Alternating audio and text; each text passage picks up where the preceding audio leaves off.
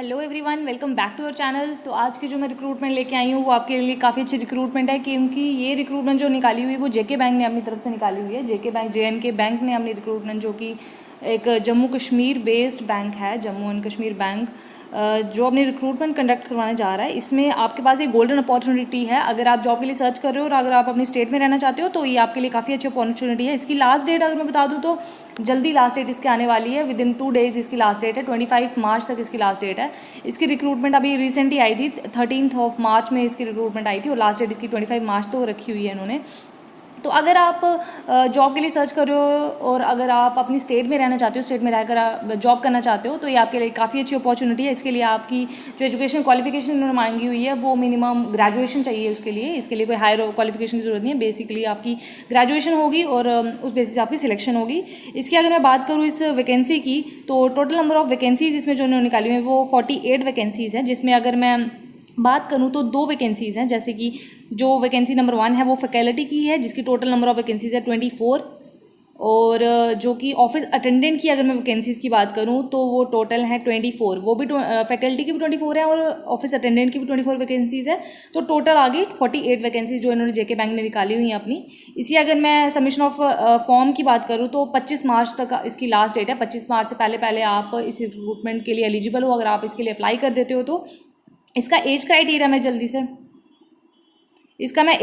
आपको जल्दी से बता देती हूँ। एज क्राइटेरिया इन्होंने 22 साल से 40 साल की एज का रखा हुआ है। अगर आप 22 साल से लेकर 40 साल के बीच में अगर आप फॉल करते हो तो आप इससे रिक्रूटमेंट के लिए एलिजिबल हो।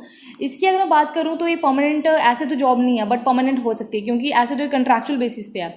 आपको 3 साल के कंट्रैक्ट बेसिस पे ही लेंगे। 3 साल के कंट्रैक्ट बेसिस के बाद आपका परफॉर्मेंस के हिसाब से आपका जो टेन्यूर है वो बढ़ता जाएगा। अगर आपकी परफॉर्मेंस अच्छी होगी तो आपका ये जो टाइम पीरियड 3 साल का है ये बढ़ के परमानेंट भी हो सकता है। बट अगर आपका परफॉर्मेंस अच्छा नहीं रहता है ड्यूरिंग इन 3 सालों का, तो आपको 1 महीने पहले नोटिस दे दिया जाएगा। 1 महीने के बाद आप उस जो इंस्टीट्यूशन है उसको छोड़ सकते हो। बट 3 साल तो मिनिमम इसका प्रोबेशन पीरियड रहेगा ही रहेगा।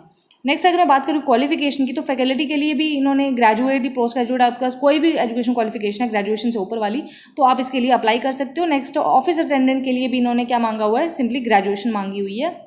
आपको बेसिक कंप्यूटर की नॉलेज होनी चाहिए दोनों के लिए, और आपके पास ग्रेजुएशन की डिग्री होनी चाहिए। ये सिंपली इन्होंने एजुकेशन क्वालिफिकेशन मांगी हुई है, कुछ ज़्यादा बड़ी अच्छी वाली एजुकेशन क्वालिफिकेशन नहीं मांगी हुई है। आपको सिंपली ग्रेजुएट होना ज़रूरी है। नेक्स्ट अगर मैं इसके एग्जामिनेशन स्ट्रक्चर की बात करूँ तो आपका 2 स्टेजेस में इसका एग्जामिनेशन होगा। एक तो आपका एक ऑनलाइन एग्जामिनेशन होगा और दूसरा आपको एक इंटरव्यू से होकर जाना पड़ेगा। अगर मैं एग्जामिनेशन स्ट्रक्चर की बात करूँ तो जिसका ऑनलाइन एग्जामिनेशन होगा, सबसे पहले मैं बात कर देती हूँ फैकल्टी की। फैकल्टी का जो ऑनलाइन एग्जामिनेशन होगा वो उसमें 2 पार्ट्स का डिवाइड है, कंप्यूटर एप्टीट्यूड और जनरल नॉलेज। आपको कंप्यूटर एप्टीट्यूड की नॉलेज होनी चाहिए जो कि 50 मार्क्स का आएगा, और जनरल नॉलेज आनी चाहिए आपको जो कि 50 मार्क्स की आएगी। टोटल आपको जो टाइम दिया जाएगा इस कंप्लीट पेपर को करने के लिए वो 1 घंटे का टाइम दिया जाएगा, 60 मिनट्स का। आपको 100 क्वेश्चन 60 मिनट्स में कंप्लीट करना है। तो ये तो रहा फैकल्टी का सिलेबस। अब मैं बात करती हूँ ऑफिस अटेंडेंट की, जिसकी इक्वल वैकेंसीज़ हैं एज़ कम्पेयर टू फैकल्टी की भी। तो इसका भी जो सिलेबस है वो सेम रहेगा, कंप्यूटर एप्टीट्यूड का और जनरल नॉलेज का। आपको कंप्यूटर एप्टीट्यूड के 50 क्वेश्चन आएंगे और जनरल नॉलेज के 50 क्वेश्चन आएंगे, जो कि आपको 60 मिनट्स में कंप्लीट करना होगा। इसका जो है वो सेक्शनल टाइम रहेगा, सेक्शनल टाइम में आपको इसको कंप्लीट करना होगा। और टाइम कंप्लीट, अगर आप with in boundary time limit आप इसको कंप्लीट कर देते हो तो आपका जो, अगर आप शॉर्टलिस्ट होते हो तो आपको नेक्स्ट स्टेज जो इंटरव्यू स्टेज है उसके लिए बुलाया जाएगा। इंटरव्यू स्टेज के लिए उस बंदे को नहीं बुलाया जाएगा जो जिनकी पहली स्टेज जो कि ऑनलाइन एग्जामिनेशन की स्टेज है वो अगर क्लियर नहीं होगी तो उनको इंटरव्यू के लिए भी नहीं बुलाया जाएगा। तो जो इनकी फर्स्ट स्टेज है उसमें नेगेटिव मार्किंग भी है।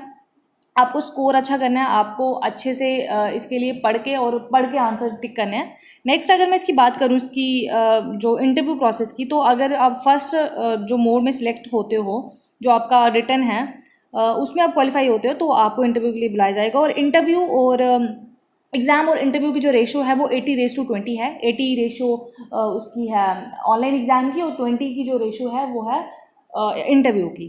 अगर मैं इनके सेंटर्स की बात करूं तो जम्मू और श्रीनगर दोनों में इनके सेंटर्स बनेंगे। 2 ही सेंटर्स बनेंगे यहाँ पे, क्योंकि ये जो है ये Jammu Kashmir state based bank है, ये नेशनल लेवल बैंक नहीं है, स्टेट बेस्ड बैंक है। तो इसके जो सेंटर्स है वो भी 2 ही बनेंगे, जम्मू या श्रीनगर में।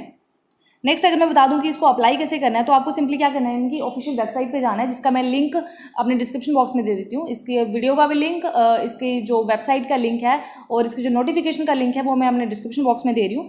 जहाँ पे आप क्लिक करने के बाद इनका जो वेब पेज खुलेगा, उस पर क्लिक करने के बाद आप अपना एप्लीकेशन रजिस्ट्रेशन करोगे।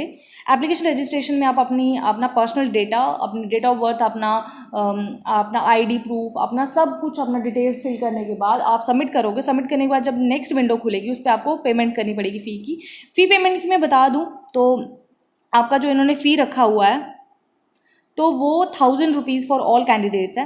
आपको 25 मार्च से पहले 1000 रुपीज़ की जो फ़ी पेमेंट है वो करनी होगी। आप किसी भी मोड से पेमेंट कर सकते हो, आप चाहे ऑनलाइन मोड से पेमेंट करो, आप डेबिट कार्ड से पे कर सकते हो, और या आपने जो क्रेडिट कार्ड्स, इंटरनेट बैंकिंग, आप किसी मोड से कर सकते हो। बट ऑफलाइन मोड से इन्होंने जो पेमेंट है वो नहीं रखी हुई है। सारे कैंडिडेट्स को 1000 रुपीज़ पे करने होंगे। 1000 रुपीज़ पे करने के बाद ही जो एप्लीकेशन होगा वो आपका सबमिट हो जाएगा यहाँ पे। उसके बाद आपका जो रिसिप्ट है वो जनरेट हो जाएगी, वो आप अपने पास सिक्योर कर सकते हो फ्यूचर यूज़ के लिए। अब आप बोलोगे कि जॉब तो बता दी, पर इसके सैलरी स्ट्रक्चर तो बताया नहीं, हम क्या किस बेसिस पे इस जॉब को सिलेक्ट करें, हम किस बेसिस पे हम इस एप्लीकेशन फॉर्म को भरें। तो इसकी जो सैलरी रहेगी वो फैकल्टी के लिए 20,000 पर मंथ रहेगी, जो कि 10% इंक्रीज़ होती रहती है, और असिस्टेंट के लिए, ऑफिस असिस्टेंट के लिए 12,000 की सैलरी रहेगी, जो कि 10% एनुअली बढ़ती जाती है। अगर आपको वेबसाइट का लिंक चाहिए तो आप डिस्क्रिप्शन बॉक्स में भी चेक कर सकते हो। सो एवरीवन, ये था हमारी आज की वीडियो के बारे में। अगर आपको कोई भी डाउट रहा होगा, कोई भी पॉइंट क्लियर नहीं हुआ होगा, तो आप मेरे को कमेंट सेक्शन में बता दो, मैं उसका रिप्लाई ज़रूर करूँगी। और अगर आपको वीडियो अच्छी लगी होगी तो प्लीज़ वीडियो को शेयर ज़रूर करना, इससे हमें मोटिवेशन मिलती है। So thank you everyone, have a nice day.